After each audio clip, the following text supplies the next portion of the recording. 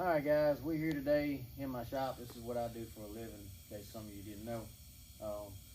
We work on vehicles for a living. So today we got Blake's Can-Am in here. Got a little damage. He's got an axle that's broke or clicking real bad. He got a tie rod in that's bent pretty bad. He got a couple of lug nuts stripped out from them big tires. So we're gonna fix all this stuff up today. And I gotta take tires off of it because he's fixing to have to use this for work. He works for a surveillance company, not a surveillance company, survey company. And he's gonna be needing this for survey on some stuff, so off-road. So I'm gonna try to dumb it down and get it where he can use it and not wear out silverbacks. So we're gonna show y'all a little bit of what it takes to put an axle and tie rod in and all on a Can-Am 2023 850. Get that off of there. We got new tie rod in with a new tie rod, and we are fixing to replace this.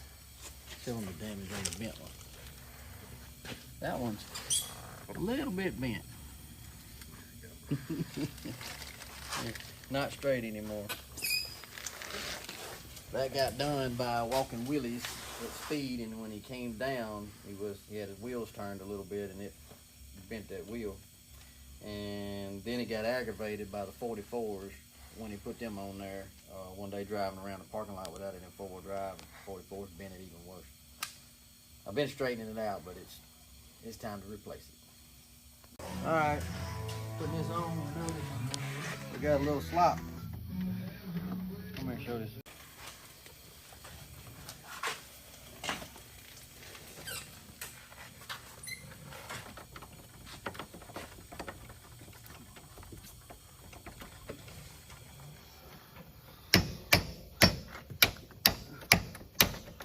Oh, it's hit me. Hit the frame. Frame. There, now hit it.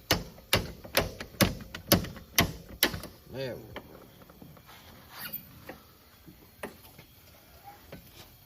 go. Yeah, one of these is not like the other for sure. No. Golly.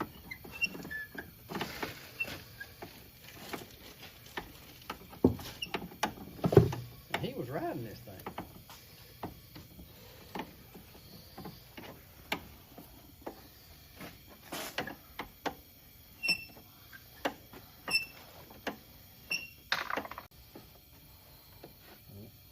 There it is. One is not like the other, for sure. Good gracious alive.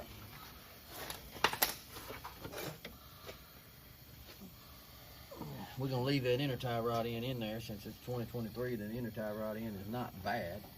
So we're just going to unscrew that one. We'll keep the other one for the future.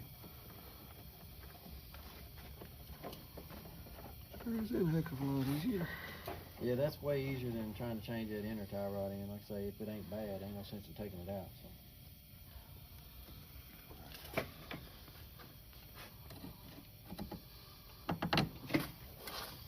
So that's easy peasy, nothing to that.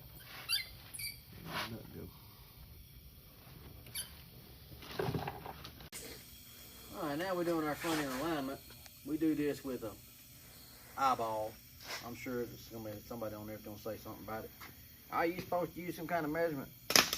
You know, we're not running this on the highway. These tires are in the mud most of the time, so we're not too worried about. We want it to go straight and not dog leg. All right, we'll have to move this one out. Screw it out so this pulls this forward because this one's.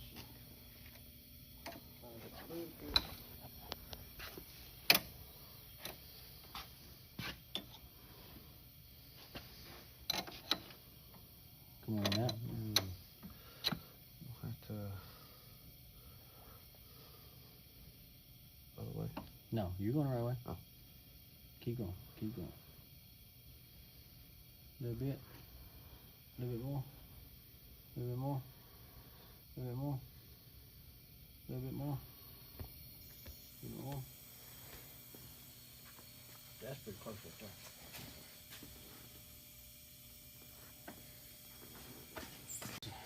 think that looks pretty straight. The steering wheel straight? That looks pretty good. Good, I'll lock it down.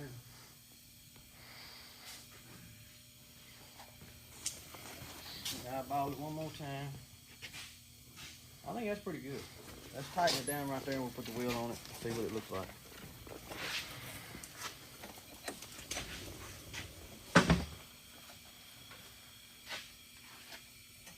We're on. That's gonna be a big enough shoulder.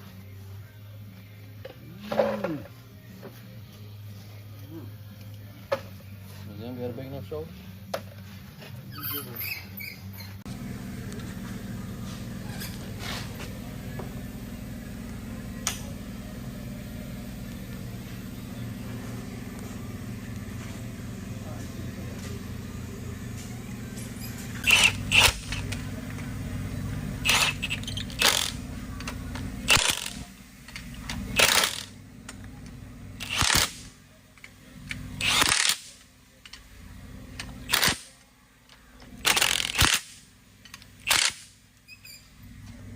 First look, looks like wheel bearing may be bad.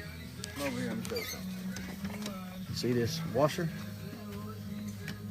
See how that thing's moving? That is not a wheel bearing. That is a axle nut. It's loose. So we get that tightened up, fixed while we're right here at it.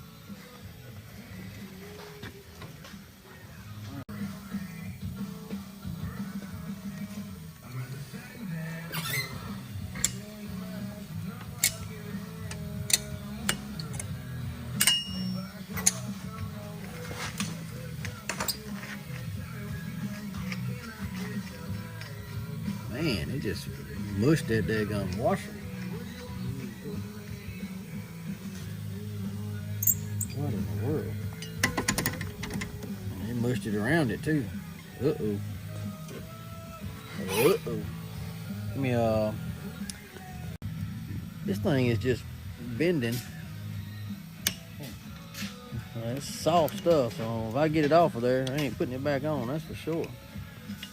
I don't know what in the world Can-Am made that out of, but it was definitely not hard enough.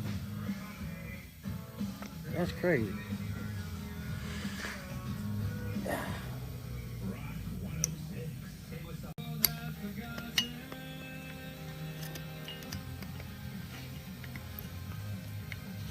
Man, that's crazy. I ain't never seen no washer like this. Just fold up like this. I don't know what this is made out of, but it definitely ain't going back on this bike. Probably aluminum.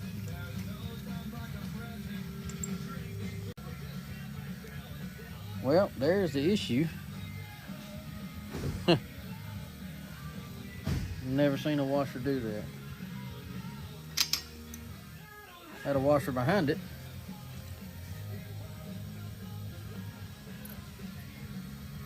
There's the center of the other washer.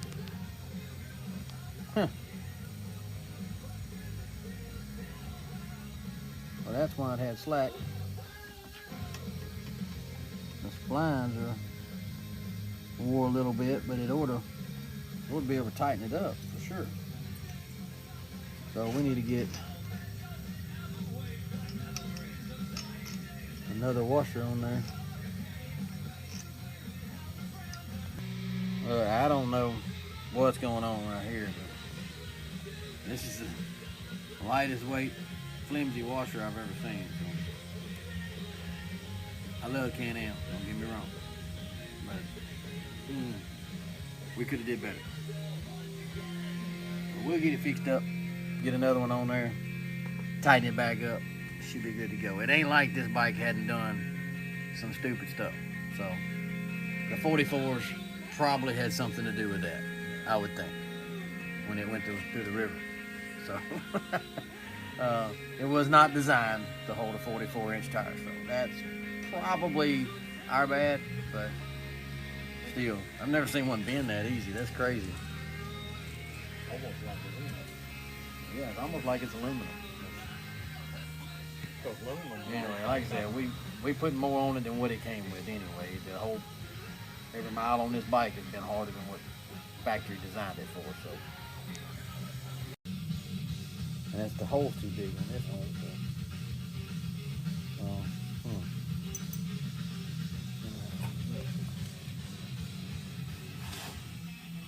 Still might work though. Do we have one that's closer to the same size center hole? I think so. Where's our washer bucket? Find what you need. Sometimes you gotta improvise.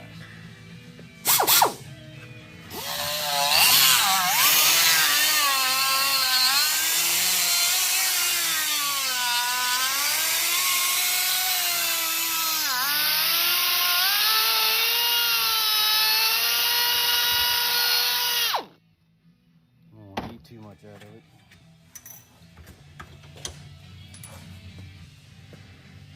Yep, a little more. You ain't got none of them other cutting tools like besides that? I like this one.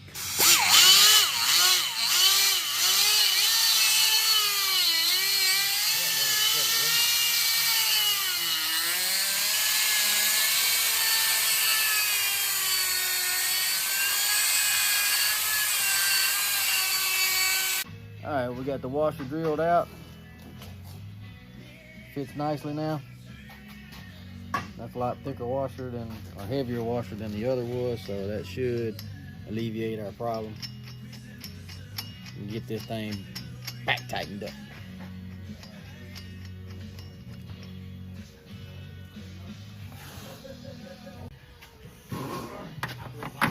All right, as you can see, this axle is no more good. Has had its better days. Crazy thing is, that thing has been busted. That boot has been off of there for at least 2 rides. I don't know. 3 rides. No, it was busted at the gear lease. So it's been, I think, at least 4 rides, and it just now finally started popping. So it's been pretty tough.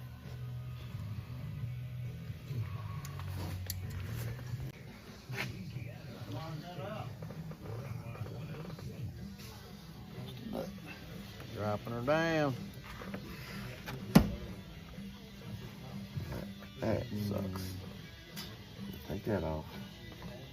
Oh yeah.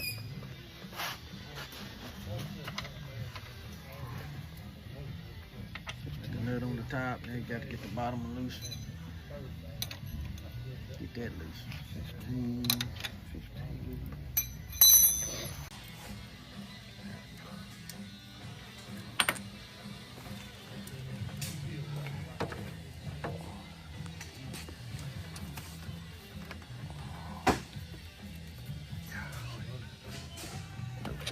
Easier to take that bottom one off. Yeah, bottom is gonna be easier to take off. Get a little bit less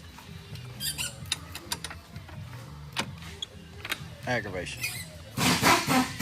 This clamp right here, fellas, is the cause of this failure. Probably got a rock or something in there. It got wedged up in there, mud and stuff got piled up on here. That's usually what happens to a lot of these boots. If the boot itself does not get torn, a lot of times this clamp get knocked off. And it could happen in a mud hole from a stick or from a rock or anything like that. Polaris is especially bad about knocking these clamps off on the rear because their hub assembly comes up around it, and it has a very tight tolerance between the clamp and the bottom and the top of the hub that comes around it. So a rock or stick or something can get wedged in there and it can knock that clamp off pretty easily. There we go. Hub is off. And then you just take the axle and you start yanking. And it didn't yank with one hand, so just that. Yeah. Some of them are stubborn. There she goes. There she goes. So now we'll put the new one in and reverse the process. All right, this is company I order from. I order from McDonald ATV out of Little Rock, Arkansas. Order a lot of stuff every year from them.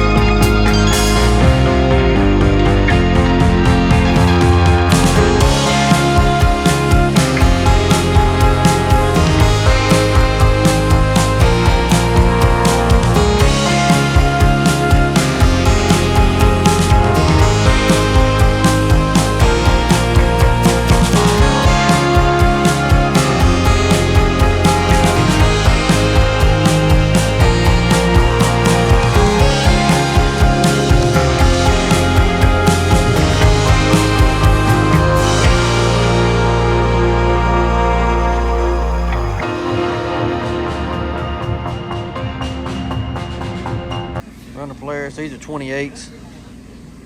Take a little stress off the bike, pulling 32s, just running down the road. So down turn rows or pipelines, wherever he's gonna be working this thing. So instead of wearing out the 32 Silverbacks, I'm gonna wear out a set of 28s that I had just for the dual setup. We're gonna run duals later on this year. On this next setup, it'll be one thing we do on this thing. We're gonna run dual Outlaws, so it'll be 8 Outlaw tires all the way around it. Got a set of 31s and 28s, and I was gonna see if 31s and 28 duals would outdo what all it would outdo, to see how bad it would do. So that's one video we're gonna do this year with this thing once he gets through working with it.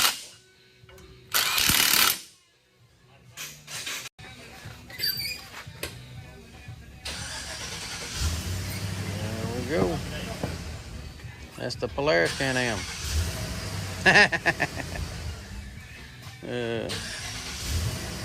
Now that should be a little less stressful. They're just about as heavy as the Silverbacks, honestly, but a little lower diameter. Maybe it'll take a little stress off the belt, maybe. That's what we're hoping. Don't wear it out too much working with it. But that's how you do an axle and a tie rod. We're gonna spin this thing around and swap the back ones around and get the rear tires over there and the adapters on the back of this thing, get it ready. Be looking for video to come. My wife's Pioneer. We're gonna do a gear reduction. on this thing. I got a 53% gear reduction to go in here. So we're gonna be making a video on that. I'm still waiting on the module, the speedometer module for the speed sensor and stuff, so it gets back right, or the electric shift and all get back right. Still waiting on that to come in. When it comes in, we'll get that done up, so it'll pull a little bit bigger tires. When we put the Outlaws on it, it didn't like it. So but look for that video to come. Thank y'all. All right, guys, this is the finished product. The Can-Am with the Outlaws on it. And that's just the 28s, but gives it a little sporty look. That's gonna be his work ride. But another new look for the Can-Am.